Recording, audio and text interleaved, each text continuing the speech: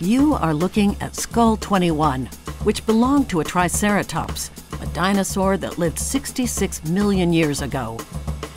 It was found in the late 19th century in the United States and traded with the Delft University in the Netherlands. Now, the enormous skull of this ancient creature is being restored once more, using a combination of old and modern techniques.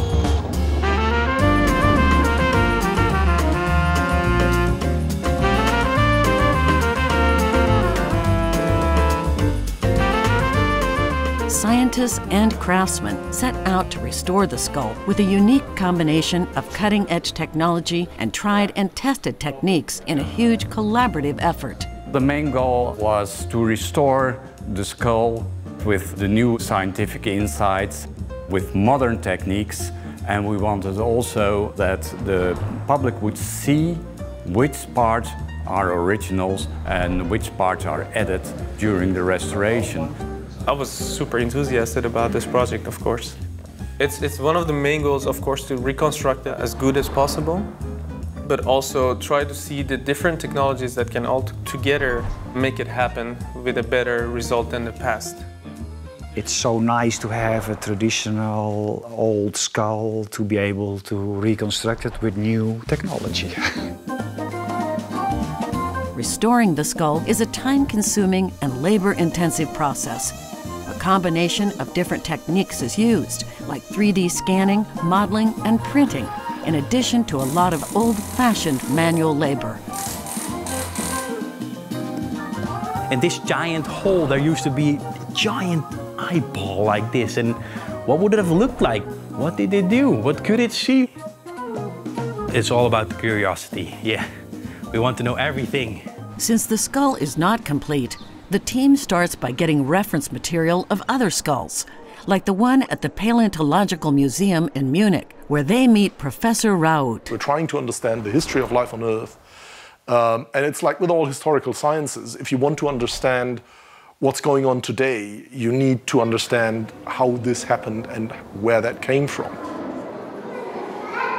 Every child has this phase of loving dinosaurs. And then there are the few people who never grow up, like me, and they make it their job. So that's basically what happened. A specialist makes a 3D scan of the skull.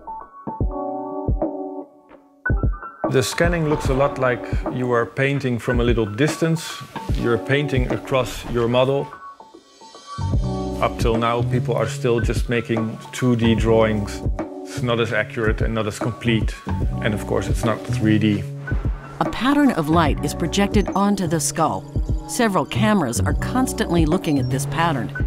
Because they look at the object from different angles, a three-dimensional shape can be derived, just like our own eyes see depth.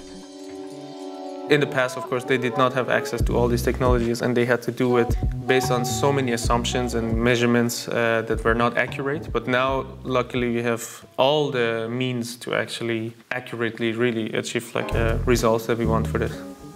The team manages to scan, model, and print the skull with a precision of 0.3 millimeters. While Javid is working on a 3D model of the skull, Art is cleaning up all the different parts. The first step is to remove old sediment and plaster. Seeing the difference between fossilized sediments, plaster, and bones is a very specialist job, where Art's craft is particularly important. While cleaning the skull, he discovers that the dinosaur's teeth are still mostly intact. They didn't prepare it out. There was still soil on top.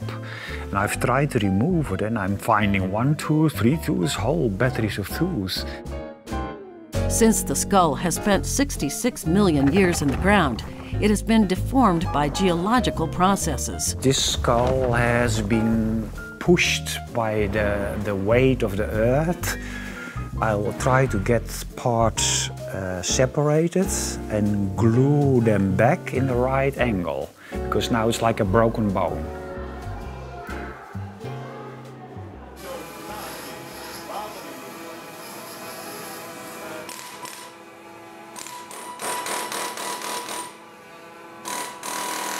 First you break it and then you make it.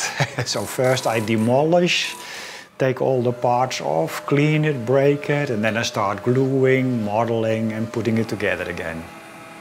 It's like a puzzle. I'm lucky. I can see how the puzzle should be. This is a scan from the skull in Munich. In Munich is an example of a nice skull. We use it as our, so to say, ideal skull.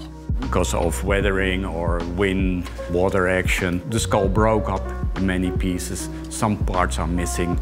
So what we did is made a digital reconstruction and translated that in files for 3D printing to print an entire skull.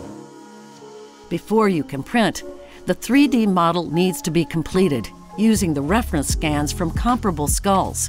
That's where Javid comes in. I had to do my homework in a way to catch up with all these different ways of describing the anatomy of the skull, learn all the different bones and the parts.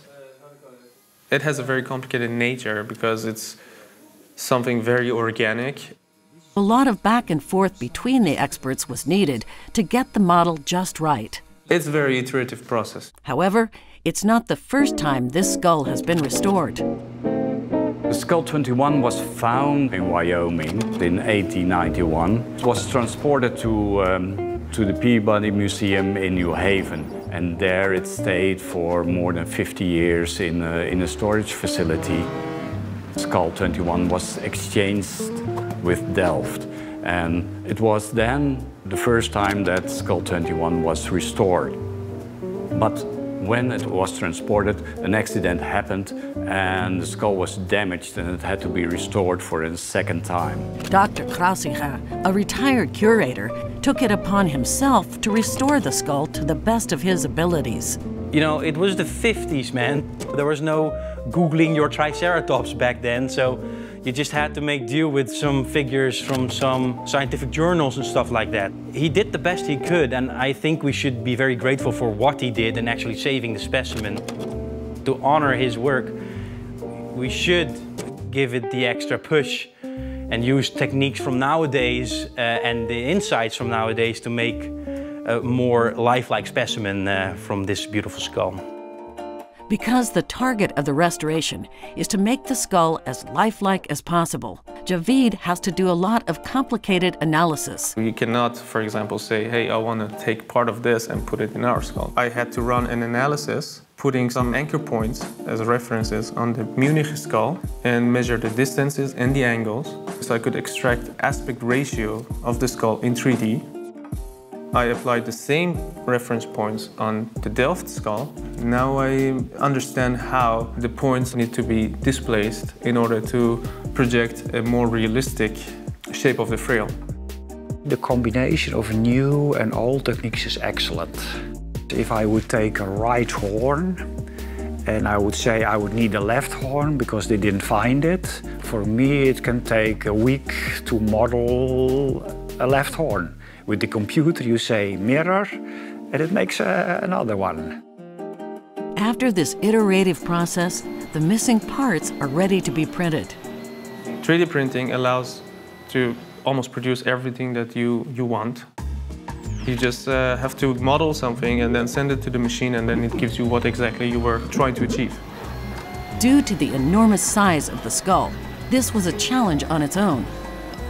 We found this company that can print like parts 80 centimeters in height in one go. Printing large pieces at once saves the team the effort of gluing hundreds of little pieces together. After a couple of weeks, we hear back from them that your part is ready and we can pick it up. And then we just have to glue back all those like big chunk of 3D printed bones. First, a test print is made to see how the 3D printed parts fit together with the original bones. This is a crucial step in the research-based process because the team can see how it comes together in real life.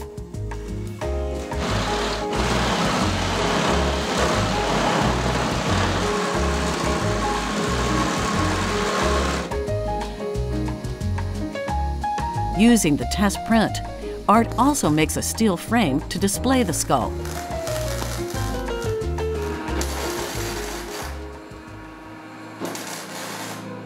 Once the final prints arrive, the final assembly can begin.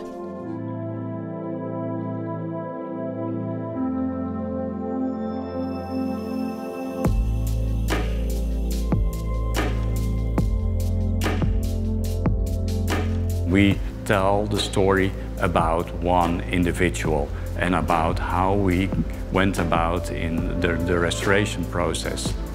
People get insight what we did and why. We don't know everything about the skull. The more research will be done, the more we know about the Triceratops. This is the result of we think how the Triceratops looks like. And so the story of Skull 21 continues.